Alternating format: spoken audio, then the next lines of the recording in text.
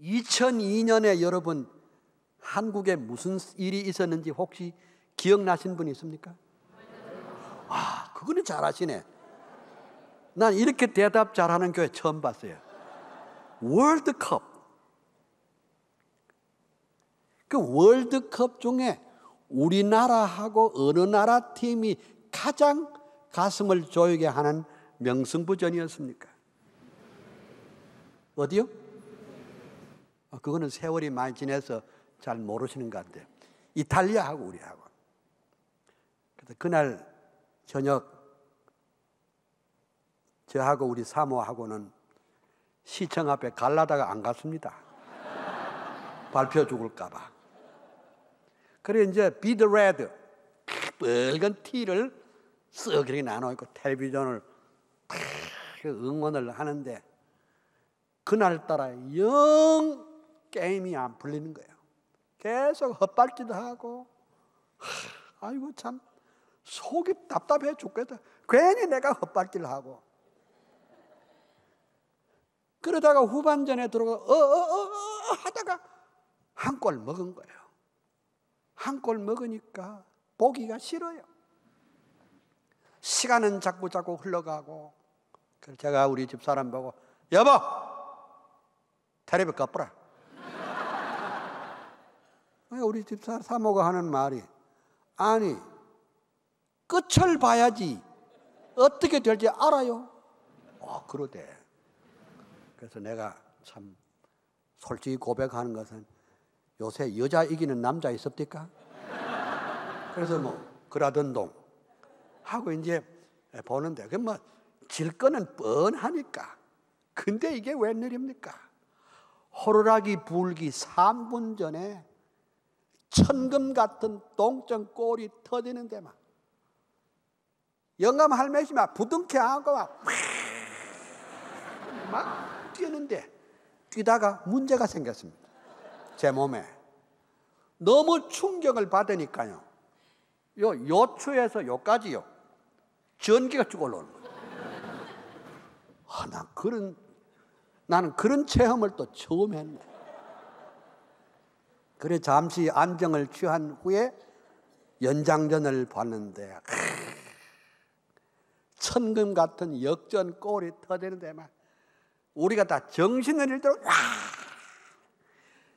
그런데요 그날 저녁에는요 생전에 아파트 앞뒷집에 인사도 안 하던 사람이 전부 바닥으로 기어 내려가지고 아무나 붙들고 헉을 하고 우리는 그날의 감격을 잊을 수가 없어요. 7년 전에. 그런데 제가 말하려고 하는 것은 사실은 그게 아니고 그 이튿날 저녁 얘기입니다. 그 이튿날 저녁에 게임이 없기 때문에 재방송을 보여주었습니다. 재방송을 보여줄 때 내가 어떻게 한 줄 압니까? 물론 안 봤으니까 모르겠죠. 나는 이렇게 했습니다. 소파에 빈듯이 누워갖고 대한민국에서 가장 편안한 자세로 몸에 힘을 다 빼고 자는 것도 아니고 안 자는 것도 아니고 이래 빈듯이 누워갖고 땅콩과 오징어를 질근질근 씹으면서 100분 동안을 세상에 그렇게 편안하게 그걸 볼 수 있었습니다. 왜? 다 아니까. 시작도 알고 중간에 골 먹는 것도 알고 동점골 만드는 것도 알고 역전시키는 것도 알고 그 감격한 모습도 이미 알아요. 주께서 말씀하시기를 나는 알파요 오메가라고 했습니다. 역사의 열쇠를 잡고 계시는 네가 우리 하나님이신 줄 믿습니다.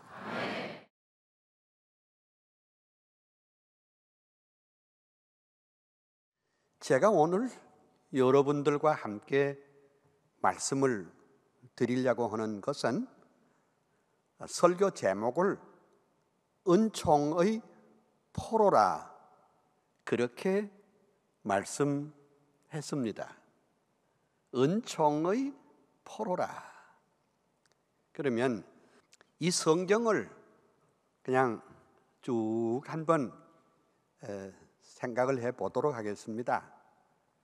저는 부흥사가 아닙니다. 무슨 이렇게 큰 목회를 해본 적도 없습니다. 저는 42년 동안 총신대학에서 35년, 또 대신대학에서 6년, 칼빈대학에서 또 1년 반, 42년 동안을 그냥 신학교에서 목사님들을 키우는 그런 신학대학의 교수로 있었습니다. 그러므로 오늘 밤 집회도 그냥 제 식대로 할게요. 그냥 제 식대로 할 테니까 그리 아시기를 바라는 것입니다.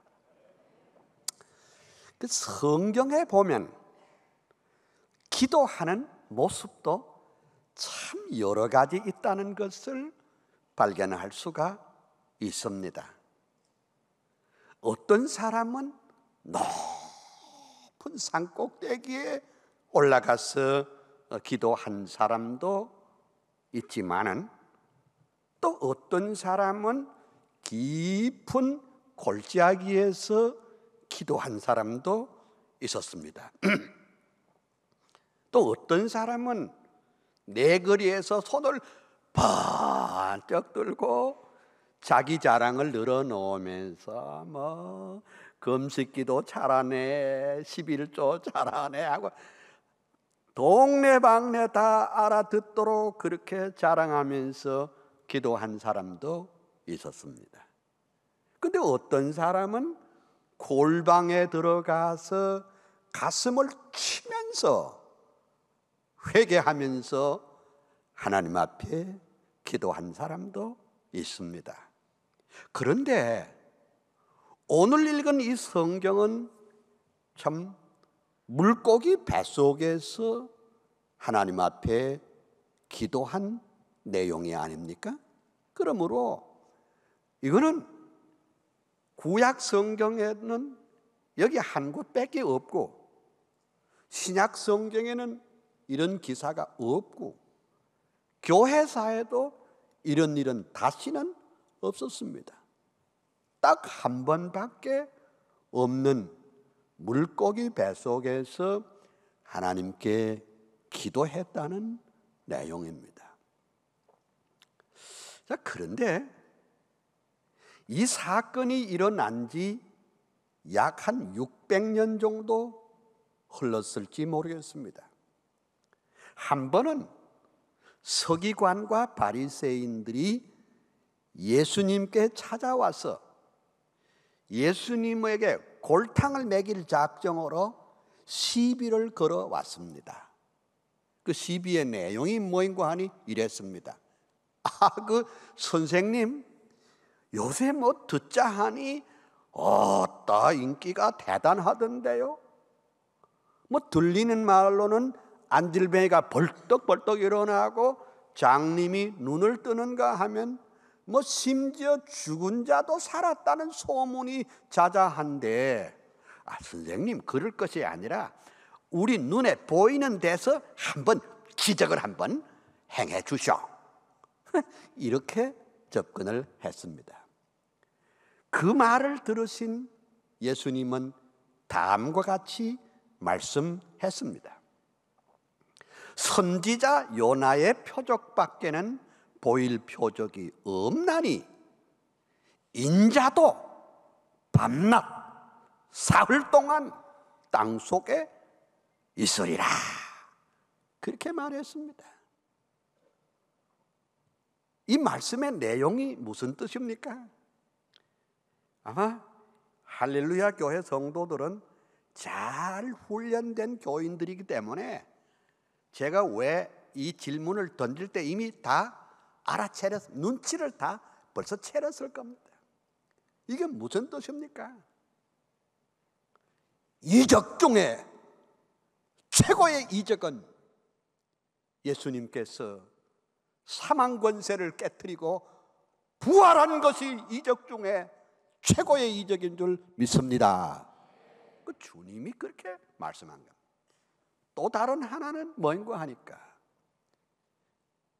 요나가 물고기 뱃속에서 3일 3야를 있다가 다시 토해냄을 받은 것은 이거야말로 역사적 사건인 동시에 이것은 하나님의 역사인 줄 믿습니다.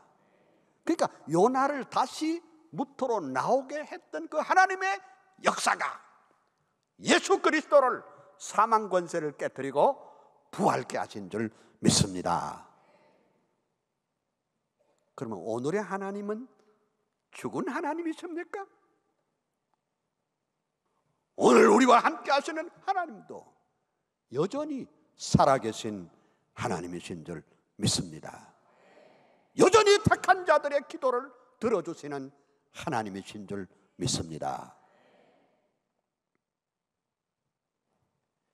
그러면 오늘 이 본문을 좀 이렇게 살피는 중에 크게 두 가지로 생각해 볼 마음이 있습니다.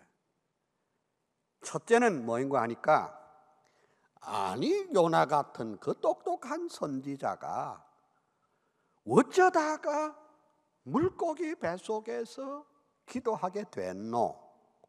그걸 한번 성경적으로 깊이 있게 다뤄보려고 그럽니다. 두 번째는 하나님의 은총의 포로가 된 다음에 그가 하나님 앞에 내뱉은 기도가 구체적으로 무엇인지 우리가 알아보려고 합니다. 그보다 더 중요한 것은 오늘 이 메시지가 금요철야 기도에 모인 할렐루야 교회 성도들에게 주시는 오늘의 메시지가 무엇일까? 이렇게 좀 밑그림을 이렇게 그리면서 제가 성경을 파보겠습니다. 이제 우리가 그림을 그릴 때 제일 처음에 하는 것이 대상이죠. 응? 이렇게 밑그림을 이렇게 그려야 되는, 이 밑그림을 이렇게 그려봅니다. 자, 그러면 처음에 하나 생각해 볼 것은 뭐인가 하니까 그 요나가 기도하게 된 그 배경을 우리가 알아보는 것이 참 중요합니다. 우리가 그냥 성경을 읽을 때 금방 요나는 불순종한 사람이다. 우리도 불순종하지 말자. 불순종하면 벌 받는다. 뭐 이런 식으로 결론을 내리면 설교 더 할 이유가 없습니다. 그렇잖아요. 그러니까 저는 오늘 사실은 할렐루야 교회 참 오고 싶었는데 아무도 오라는 사람이 없어 안 왔어요.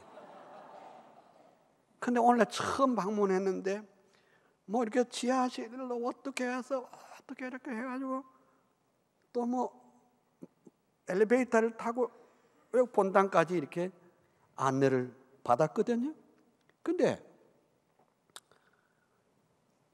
우리가 그 바깥에 주차장까지 왔다가 간 사람은 교회 출석한 사람 아니잖아요. 그렇죠? 그냥 건물만 왔다 간 것이지. 그러니까 우리가 이 성경을 읽을 때도 이렇게 그 몇 단계 문을 이렇게 열고 이게 본당까지 들어와야 예배가 되는 것처럼 그 말씀을 깊이 있게 들어와야 이게 되는 겁니다. 그래서 너무 빨리 그 윤리적으로 해석을 해버려. 요나는 나쁜 사람. 왜? 그는 불순종했으니까. 그래서 벌 받았구만. 그러므로 우리도 요나처럼 순종하지 말자. 이렇게 돼버리면은 이게 성경을 그렇게 깊이 있게 이해하는 것이 안 된단 말이죠. 자, 그러면 그 요나가 기도하게 된 배경을 좀 보는데, 요나는 나사렛에서부터 한 5km 떨어진 가드 헤벨이라는 출신 선지자 옳습니다. 선지자로 임명을 받자마자 하나님께서 첫 번 명령이 뭐인가 하니까 니느웨로 가가지고 그 백성들에게 구원을 선포하라고 했습니다. 그런데 이게 웬일입니까? 니느웨로 가기는커녕 완전히 반대 방향인 다시스로 가는 배를 타고 도망을 가고 있습니다. 이때 우리가 조심해야 될 것은 너무 빨리 윤리적으로 판단해버리면 이게 죽도 밥도 안 된다는 말이죠. 그러니까 왜 요나 같은 선지자가 니느웨로 가지 아니하고 다시스로 갔는가를 그 이유를 좀 알아야 됩니다. 그 이유는 다음과 같습니다.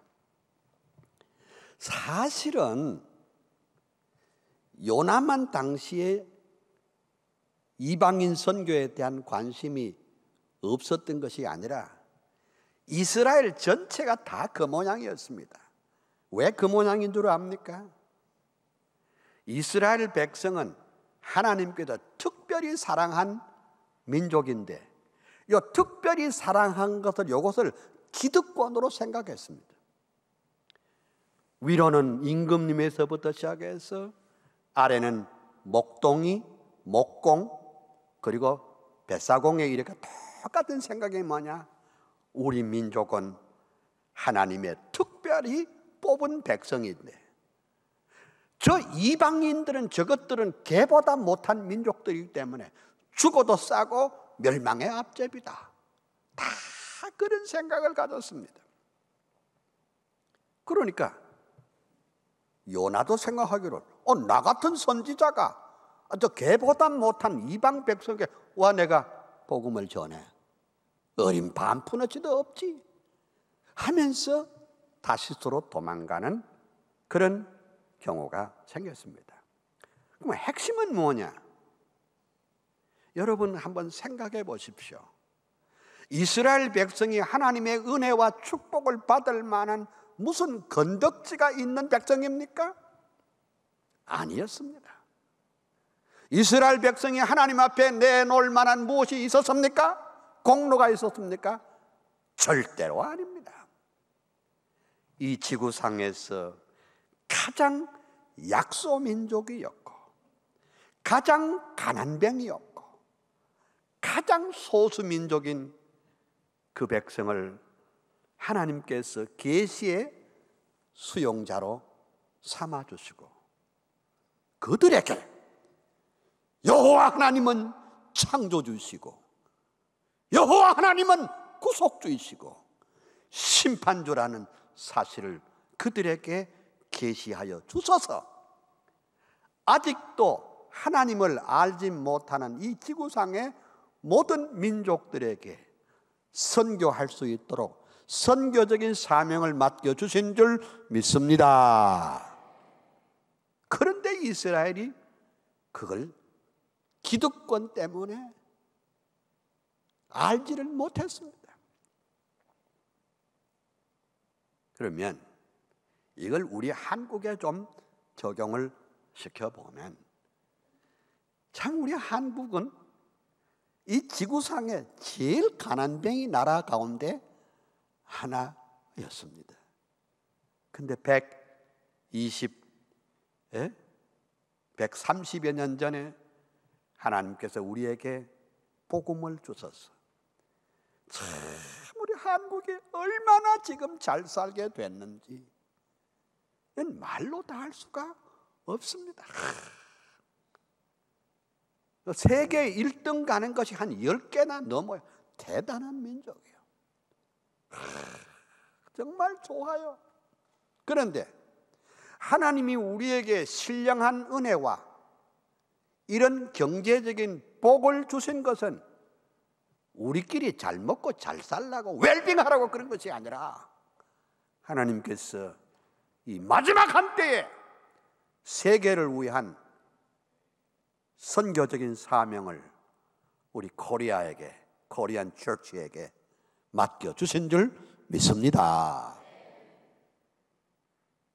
그러면 다시 본문으로 돌아와서 그 요나가 도망가는 가운데 잠깐 이렇게 해설이 나와 있는데, 요나가 여호와의 낯을 피하여 도망가더라, 그렇게 됐거든요. 근데 어떻습니까? 정말 요나는 하나님의 낯을 피할 수가 있었습니까? 없었습니다. 물 위에도, 파도 가운데도, 물 속에도, 니느웨도, 다시스에도, 예루살렘도, 여리고도 주님의 낯을 피할 만한 곳은 없었습니다. 여기에 중요한 메시지가 있습니다. 우리 인간은 아무 곳에서든지 여호와의 불꽃 같은 눈길을 피할 수가 없는 줄 믿습니다. 피할 수 없어요. 그러니까 우리 한국 교회 성도들이 얼마나 뜨겁습니까? 아마 세계에서 한국 성도만큼 뜨거운 민족이 그렇게 많지 않다, 그런 생각을 해봅니다. 왜냐하면 그냥 믿으면 누가 뭐라 그럽니까? 그 미에다가 믿습니다가 바람을 집어넣는 민족이요. 믿습니다가. 그러면 바람이 길면 길수록 아주 믿음이 좋은 걸로 그렇게 생각할 수도 있는 겁니다. 나 그거 탓하지 않습니다. 한국 성도들이 얼마나 뜨겁습니까? 수채 뜨거운 국물을 먹으면서도 시원하다고. 나 우리 집에 늘 외국 사람이 와 있는데만 이해를 못합니다. 뜨거운 걸 먹다 시원하다. 뜨거운 건 뜨거운 것이, 뜨거운 것이 어떻게 시원한 겁니까? 근데 이게 우리 체질입니다. 우린 또 화끈한 걸 좋아해가지고 세상에 이 지구상에 고추 먹는 민족이 들어 있기는 있지만 우리는요, 고추를 고추장에 찍어 먹잖아요. 대단한 민족이에요. 우리가 그런 장점을 가지고 있습니다. 그런데 약점이 하나 있습니다. 그것은 요나가 가지고 있던 약점입니다. 교회당 안에서는 굉장히 은혜 충만, 성령 충만, 말씀 충만하는데 나가면 하나님과 아무런 관련이 없이 사는데 우리 신앙에 함정이 있습니다. 그러니까 니느웨를 가지 않고 다시스로 가면 거기 하나님이 없는 줄로 생각했던 요나처럼 말입니다. 이게 우리 문제입니다. 그러니까 21세기에 우리 한국교회 신앙의 형태는 어떠해야 되느냐? 철저하게 여호와의 불꽃 같은 눈앞에서 살아가는 그런 신앙이 우리에게 필요한 줄 믿습니다. 그럼 이제 이 성경을 잘 보면은 여러분들이 또 지레짐작을 또 이렇게 할 수도 있습니다. 오늘 정 목사님이 요나 얘기를 지금 하고 있구나. 속으로 다 아니에요. 이 성경은 요나를 말하려고 하는 것이 아니라 도망가는 요나를 끝까지 추적하시고 끝까지 그를 체포해 버리시는 하나님의 은혜와 사랑과 주권을 표현하기 위한 것이 이 말씀인 줄 믿습니다.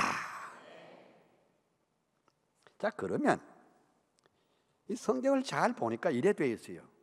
여호와께서 큰 풍랑과 큰 물고기를 이미 예비하사. 그러니까 요나에 가는 길목설, 하나님이 이미 지키고 계셨습니다. 그걸 성경이 말하고 있습니다. 그러면 그래서 여기 이제 붙잡혔습니다. 에? 하나님의 은총의 포로가 됐는데 이제 요나는 도망갔는데 하나님은 그를 낚고 채웠습니다. 이걸 조금 어려운 말로 하면 하나님의 강권적인 사역이라 이렇게 말할 수 있습니다. 이걸 우리 장로교회는 irresistible grace라고 합니다. 항거할 수 없는 은혜라 그 말입니다. 이걸 좀 알아듣기 쉽게 말하면 난 오늘 처음 왔기 때문에 여러분들 개인적으로 아는 이가 없습니다. 그런데 이 가운데 혹시 이런 분 없습니까? 예수 안 믿으려고 생발광을 하다가 온 사람 없습니까?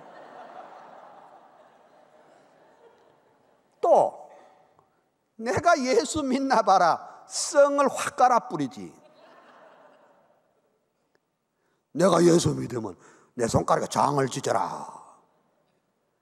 이렇게 하다가 요나처럼 붙잡혀서 여기 온 사람도 아마 있을 거예요.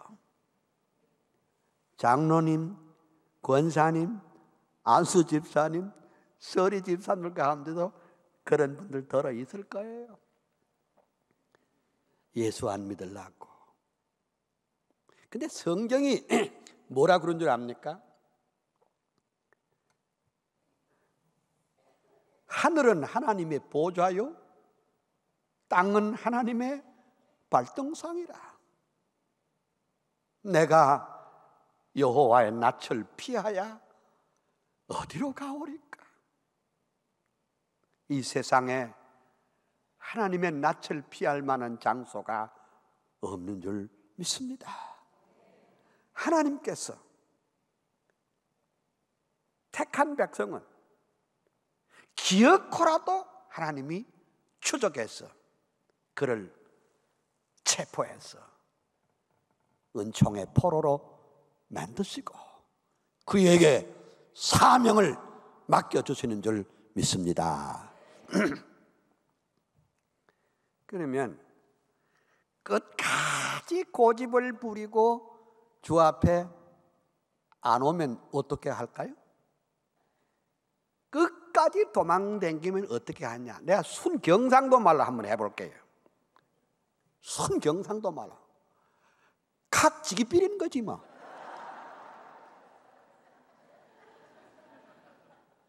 아주 곤죽이 되도록 칵지기 삐리. 지금 요나 형편이 그 지경입니다. 지금 여기 물고기 뱃속이라 점잖게 표현했지만 사실은 똥통입니다. 똥통.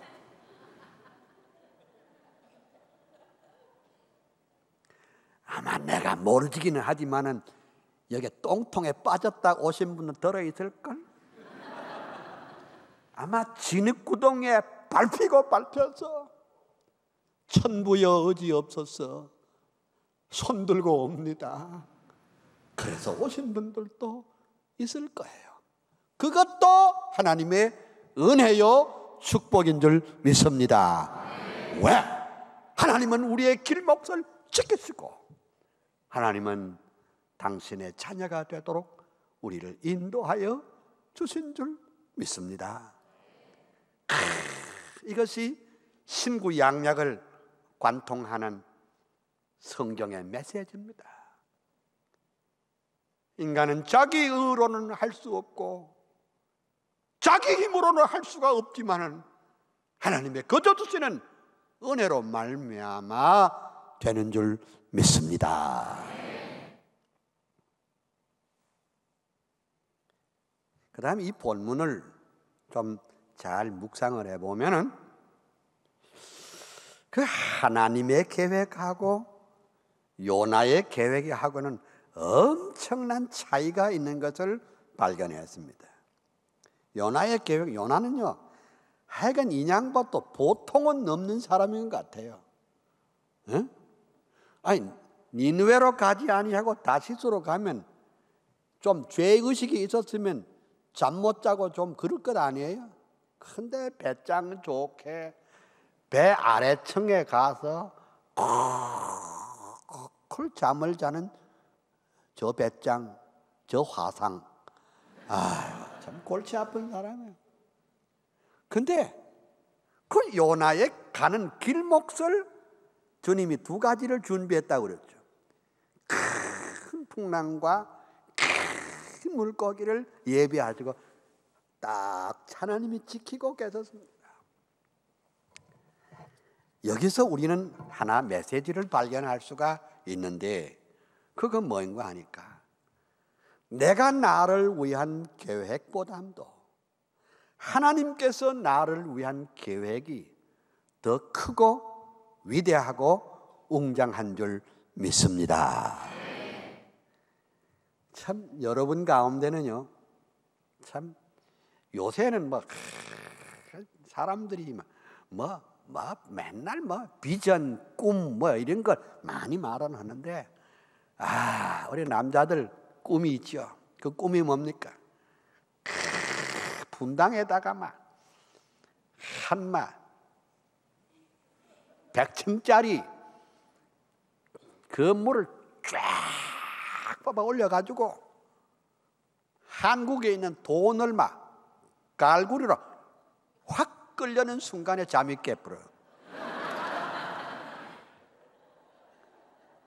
맨날 대박을 꿈꾸는 거예요. 우리 여자들은 안 그래요? 똑같아요. 근데 나이 먹어보니까, 나이 이렇게 세월을 가만히 지내놓고 뒤돌아보니까, 아하, 내가 나를 위한 계획보다도 하나님께서 나를 위한 계획이 더 크고 위대하신 줄 믿습니다. 요거 알면 예수쟁이야? 요거 알면 예수꾼이라고. 주께서는 창세전에 우리를 이미 예정하시고 택하여 주시고 당신의 아들과 딸이 되어서 하나님의 성호를 찬양하도록 우리를 불러주신 줄 믿습니다. 그게 에베소 1장에 다 그래 나와 있어요. 여러분들이 할렐루야 교회 오기도 훨씬 전에, 여러분이 이 세상에 나기도 전에 하나님께서는 그리스도 안에서 우리를 예정하시고 우리를 통해서 영광 받으시기를 원하셨어. 그 위대한 프로젝트를 이미 다 세워놨다 이겁니다. 그래서 우리는 주님께 온전히 맡기고 너희 염려를 다 주께 맡겨버리라. 왜? 우리는 사실은 주님의 손안에 있는 사람이니까요. 그 2장 2절을 그래서 은총의 포로가 돼가지고 기도가 팍 터진다. 여러분 보십시오. 그냥 기도 안 됩니다. 그냥 기도 되는 걸 봤습니까? 안 돼요. 주님께 완전히 붙잡혀야 제대로 된 기도를 할 수 있는 줄 믿습니다. 오늘 저녁도 완전히 하나님 앞에 붙잡혀야 하나님께 상달된 기도를 할 수 있는 줄 믿습니다. 완전히 붙잡히니까 기도가 터졌는데 뭔가 하니까 내가 받는 고난을 인하여 여호와께 불러 아뢰었사옵더니 주께서 내게 대답하셨고 내가 수월의 뱃속에서 부르짖었사옵더니 주께서 나의 음성을 들으셨나이다. 자, 이제 절 보십시오. 이게 좀 알아듣기 쉽게 말하면 이겁니다. 그게 뭔가 하니까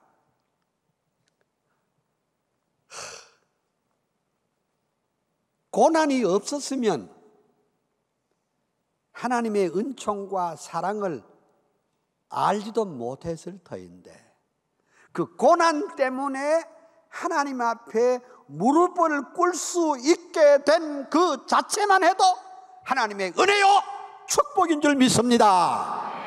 와, 이게 이제 기도입니다. 은혜 받은 사람, 하나님의 은총의 포로가 된 사람의 기도입니다. 전에는 뭘 자꾸 달라고만 자꾸 했고 소원 성취를 위해서 기도했던 사람이었지만 지금은 뭐예요? 이 세상에 고난 좋아하는 사람은 아무도 없잖아요. 근데 그 고난은 사람으로 하여금 무릎 꿇게 만들잖아요.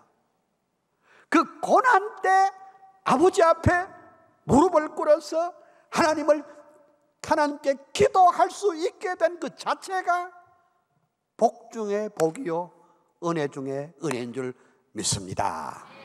대단하잖아요. 왜? 내가 주님의 음성을 들었고 주께서 또한 내 기도를 들었습니다. 말하자면 커뮤니케이션이 이루어진 겁니다. 성도가 이상적인 신앙생활이 뭡니까? 주님과 나 사이에 교통이 이루어지는데 그 교통이 언제 이루어졌느냐? 고난 중에 물고기 뱃속에서 그 죽음과 직면하면서 하나님의 사랑의 넓이와 깊이와 폭을 깨닫게 된 줄 믿습니다.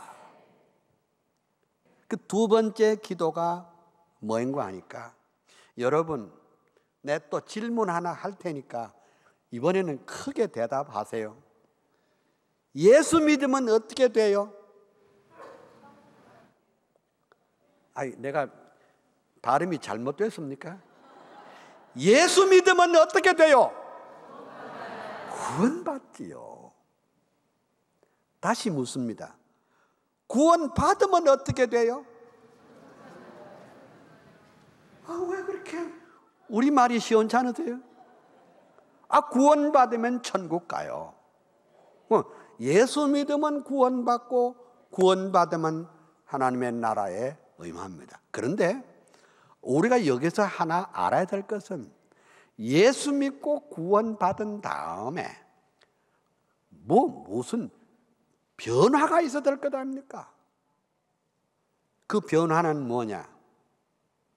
삶의 전 영역에 다 일어나야 될 거잖아요. 인생관도 변해야 되지 않겠어요? 세계관도 변해야 되지 않겠어요? 가치관도 변해야 되지 않겠어요? 역사관도 변해야 되지 않겠어요? 우주관도 변해야 되지 않겠어요? 그러니까 삶 전부에 다 변화가 있어야 하는 것입니다. 근데 요나는 니느웨로 가지 않고 다시스로 출행랑을 낳았던 그 사람이지만은 이제 하나님 앞에 붙들리고 보니까 뭘 깨달았는 거니까 자기를 둘러싸고 있는 그 파도와 물결이 하나님의 섭리로 되어진 줄 아는 예민한 감각을 가졌습니다.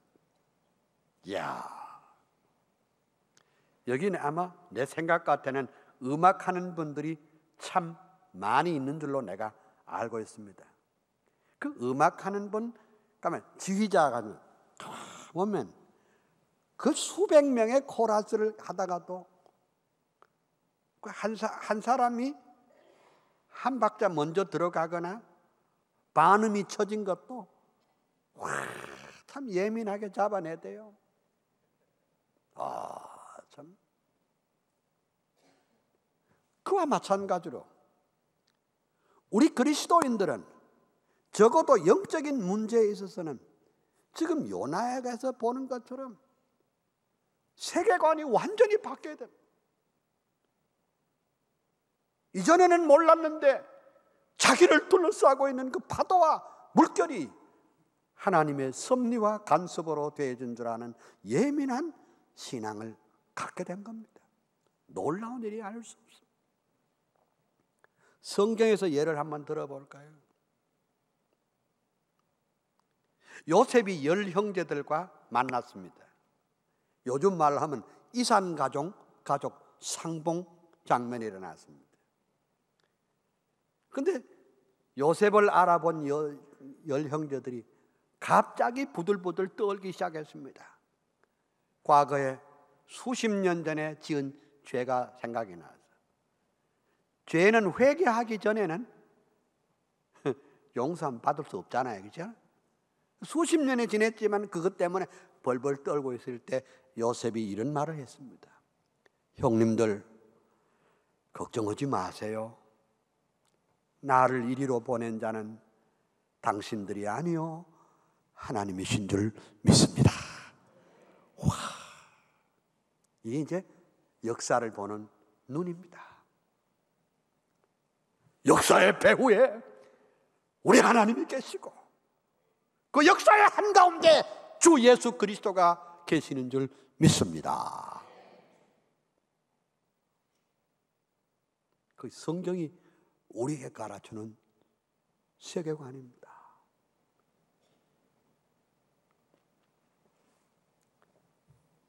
여러분, 내가 질문 하나만 더 하고 그만하겠습니다. 자꾸 질문만 할까. 2002년에 여러분 한국에 무슨 일이 있었는지 혹시 기억나신 분 있습니까? 아, 그거는 잘하시네. 난 이렇게 대답 잘하는 교회 처음 봤어요. 월드컵.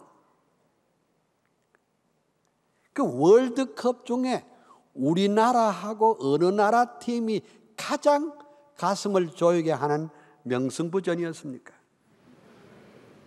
어디요? 그거는 세월이 많이 지나서 잘 모르시는 것 같아요. 이탈리아하고 우리하고. 그래서 그날 저녁 저하고 우리 사모하고는 시청 앞에 갈라다가 안 갔습니다. 발표 죽을까 봐. 그래 이제 비드 레드 빨간 티를 쓱 이렇게 나눠있고 텔레비전을 응원을 하는데 그날따라 영 게임이 안 풀리는 거예요. 계속 헛발질도 하고 아이고 참 속이 답답해 죽겠다. 괜히 내가 헛발질을 하고 그러다가 후반전에 들어가 하다가 한 골 먹은 거예요. 한 골 먹으니까 보기가 싫어요. 시간은 자꾸 흘러가고 그래서 제가 우리 집 사람 보고 여보 텔레비 꺼버려. 우리 집 사모가 하는 말이 아니 끝을 봐야지 어떻게 될지 알아요. 그러대. 그래서 내가 참 솔직히 고백하는 것은 요새 여자 이기는 남자 있습니까? 그래서 그라던동 하고 이제 보는데 그 질 거는 뻔하니까. 근데 이게 웬일입니까? 호루라기 불기 3분 전에 천금 같은 동점골이 터지는 데만 영감 할매시 막 부둥켜 안고 막 뛰었는데 뛰다가 문제가 생겼습니다. 제 몸에 너무 충격을 받으니까요. 요추에서 요까지요 전기가 쭉 올라오는 거예요. 나는 그런 체험을 또 처음 했네. 그래 잠시 안정을 취한 후에 연장전을 봤는데 천금 같은 역전골이 터지는데 막 우리가 다 정신을 잃도록 그런데요 그날 저녁에는요 생전에 아파트 앞뒷집에 인사도 안 하던 사람이 전부 바닥으로 기어 내려가지고 아무나 붙들고 허그를 하고 우리는 그날의 감격을 잊을 수가 없어요. 7년 전에. 근데 제가 말하려고 하는 것은 사실은 그게 아니고 그 이튿날 저녁 얘기입니다. 그 이튿날 저녁에 게임이 없기 때문에 재방송을 보여주었습니다. 재방송을 보여줄 때 내가 어떻게 한 줄 압니까? 물론 안 봤으니까 모르겠죠. 나는 이렇게 했습니다. 소파에 빈듯이 누워갖고 대한민국에서 가장 편안한 자세로 몸에 힘을 다 빼고 자는 것도 아니고 안 자는 것도 아니고 이래 빈듯이 누워갖고 땅콩과 오징어를 질근질근 씹으면서 100분 동안을 세상에 그렇게 편안하게 그걸 볼 수 있었습니다. 왜? 왜? 다 아니까. 시작도 알고 중간에 골 먹는 것도 알고 동점골 만드는 것도 알고 역전시키는 것도 알고 그 감격한 모습도 이미 알아요. 주께서 말씀하시기를 나는 알파요 오메가라고 했습니다. 역사의 열쇠를 잡고 계시는 네가 우리 하나님이신 줄 믿습니다. 오늘 좀 힘들고 아파도 역사는 택자들을 위한 구원의 역사인 줄 믿습니다. 무엇 때문에 흔들리고 무엇 때문에 낙심하고 무엇 때문에 방황하고 무엇 때문에 울고 있습니까? 역사의 배후에 움직이시는 하나님을 바라보고 두 주먹 꽉 쥐고 주를 의지하고 힘차게 걸어갈 수 있는 주의 백성 되기를 주의 이름으로 축원합니다.